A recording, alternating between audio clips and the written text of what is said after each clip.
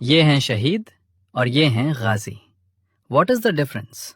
اور کیا ایک ہی انسان کو یہ دونوں لقب مل سکتے ہیں؟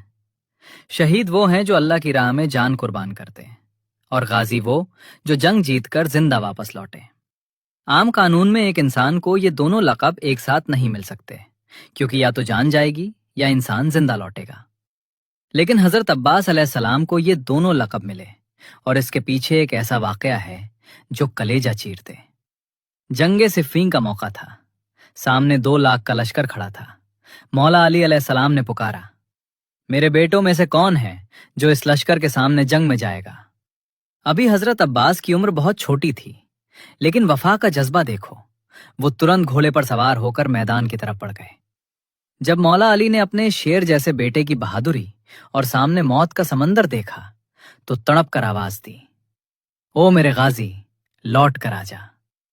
بس اسی دن سے مولا علی نے انہیں غازی کا لقب دیا. بعد میں کربلا کے میدان میں حضرت عباس بھوکے پیاسے بچوں کے لیے پانی لینے گئے، دشمنوں کی فوج کو چیر کر دریا پر فتح حاصل کی اور ایک غازی کی طرح غالب آئے. لیکن واپس لوٹتے وقت دشمنوں نے پیچھے سے وار کیا. ان کے دونوں بازو کٹ گئے اور وہ شہید ہو گئے. اتہاس گواہ ہے، وہ جنگ کے میدان میں جیتے بھی غازی بنے اور پھر اللہ کی راہ میں اپنی جان بھی قربان کر دی، شہید ہوئے. آسان لفظوں میں کہیں تو مولا علی کی دعا سے وہ بچپن میں ہی غازی بن چکے تھے اور کربلا میں لہو بہا کر وہ شہید ہو گئے.